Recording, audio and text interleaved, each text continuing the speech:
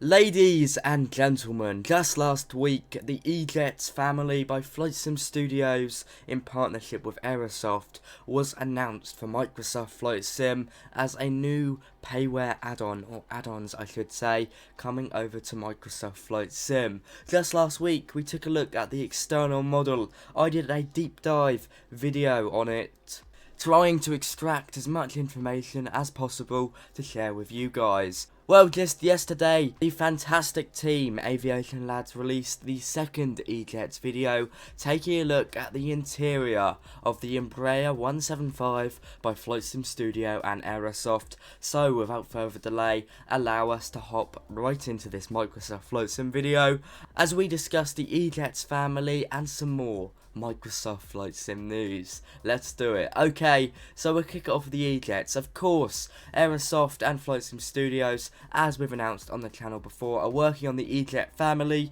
all the way from the 170 to the 195. The focus of this video, once again, is the Embraer 175, which will be the first Embraer E-Jet released by the developers. It will be payware, we don't know how much for yet, and if it keeps up with the trend of Aerosoft trying to get stuff out on Xbox, it should come out for both PC and Xbox. WASM support dependent, but no guarantees here. Now, taking a look at the 45-second video which I've been sharing on the screen already, a few things stick out to me. Animations, from windows to chairs to window shades, they are all fantastically animated, so smooth, so realistic. Many of you with the PMDG 737 will be familiar with those window shades that block out the sun. They are very dynamic, in place with Microsoft Flight Sim's fantastic lighting model. You know, you can move them around and they actually block out the light, or at least dampen the light like they would in real life. I have to say, in terms of animations, probably one of the best cockpits out there. I know the Phoenix A320 is pretty good with armrests moving, but I'm not even too sure you can move the chair about. I don't think we've really seen that for Microsoft Flight Sim thus far. Now, moving over to the cabin, we've got seatbelt signs in there and smoking signs, or no smoking signs, I should say, that turn on and off, much like on the IndyBuild's A310 enhanced package. But we've also got ambient lighting. Now, I imagine upon release, this will either be controlled by some buttons in the flight attendant's galley or by the EFB in the cockpit if we do get one. Regardless, it looks fantastic. You know, the idea that I'll be able to customize lighting to match airlines and their branding does very much excite me. Now, with looking inside the cockpit, we do get a sneaky peek at the systems. A video on this will be coming out next week, once again by AviationLads, but we can work with some stuff here. Although we don't get a look at someone using the systems, we can definitely see them at work. As expected, they're not default systems. You know, they haven't crammed in the default A320 MCDU, which is always nice. And looking at the screen as well, they're definitely getting those Embraer colours right. But that's really it, really. You can see systems customised and by the looks of it highly detailed. I mean, looking close towards the FMC, the textures on there are absolutely brilliant. And I move over to the final few points. Attention to detail across the cockpit and into the cabin is absolutely superb. From checklists on the door to the Wi-Fi on board sticker in the cabin, I don't think you can fault it. This is looking like it's going to be one of the most highly realistic aircraft for any simulator out there. Maybe I'm being fooled by how glossy the trailer is, but I don't think so, and to be honest, I hope not. It looks absolutely amazing, and that's backed up by the fact that lighting and reflections, as with most aircraft on Microsoft Flight Sim, to be fair, are absolutely superb. Microsoft Flight Sim's lighting model makes almost anything look good, so couple it with a high level of detail throughout this cockpit and the amazing textures, and it looks like we're on to a winner. Now, aside from that video where we get a great look in the cockpit and around, going onto the AviationLads Instagram, we're also getting a few screenshots that haven't been shared across anywhere else as far as I know. I mean, obviously some of these screenshots may have came from the video, but it does allow us to take a closer look with some slightly more higher definition photos. Now, moving down, just under the ECAS display, you can see that high level of detail. Of course, it's still a work in progress, so not everything is 100%, but you know, we've got the covers coming over the engine start switches, and we're getting a good look at systems as well. You can see on one screen, coming over towards the left, we're getting all the electric quick information on there. The buses, AC and DC current, it's good to see. Of course, don't take this as definitive. It is still work in progress, but clearly they are trying very hard with systems. Moving outside, not the best quality photo because I have taken it directly off their Instagram, so thanks to Aviation Lads for that.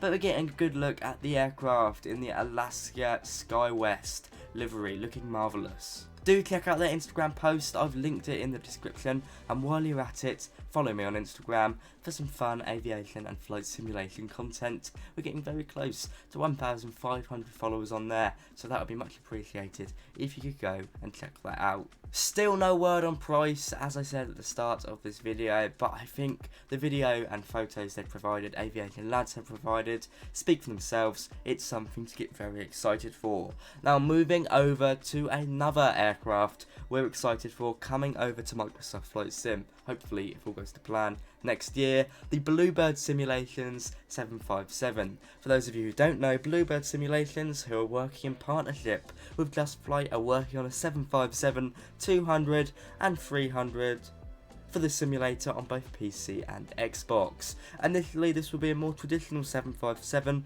but as they sort of talk about in the comments on the YouTube video I'll be talking about today, they do plan on introducing a retrofitted 757 similar to the ones cargo carriers still flying the 757, such as FedEx use today, which has basically got more digital displays, getting rid of those admittedly lovely analog cathode ray tube screens. Now they've shared a 5-minute video that I've already started playing on the screen, showing us the aircraft performing a DME arc just after takeoff. Now for those of you who don't know, and here's a bit of a lesson for you, I'm sure many of you do know, but for those of you who don't know what a DME arc is, remember when you were in school drawing circles with a pair of compasses, setting your distance from a fixed point, putting the pencil in the end of the compass and twisting it round? Well, that's pretty much what a DME arc is, although on a much bigger scale. Instead of paper, you have sky, instead of the pencil, you have a 757, and instead of the compasses, you have an avionics suite.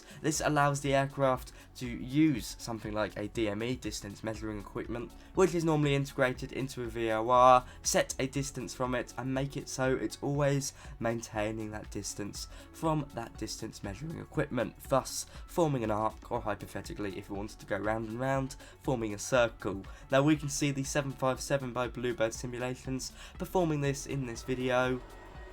It's good to see. While it's not the most advanced feature of any modern day autopilot, it is a fundamental. It's a procedure that's still used pretty often in real life, although admittedly with the advent of GPS, not as much nowadays. But it's still a fundamental bit of the system they need to get correct. Now cockpit textures don't look too great, but in this video, as verified in the comments, they are outdated, and Bluebird Simulations do say that we're being shown ones that are a few months up to a few weeks out of date, and there are new cockpit textures on the way. In terms of modelling, I do love the curve on the cathode ray tube screens. It is simply superb. Forget ultra wide curved monitors, I would love to try Microsoft Flight Sim on a CRT screen.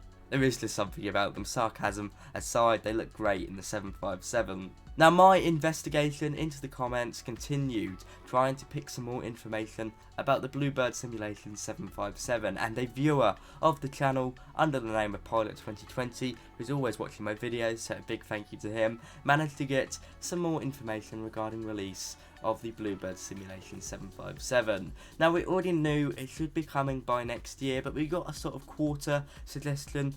You know, it is pretty vague admittedly, but it's reiterated down in the comments that we should see this aircraft by Q4 2023. So basically by the end of the year. It does mean it can pop up anytime. My prediction remains the middle of the year, in between Q2 to Q3. There we have it, guys. Thank you so much for watching. Some great Microsoft Flight Sim news. The Bluebird Simulation 757, as I said, will be coming for PC and Xbox, and it will be payware. Two great aircraft, two fantastic news stories. Thanks for watching. Be sure to like, comment and subscribe. Check out my Instagram account down below. It is linked. I'll see you around.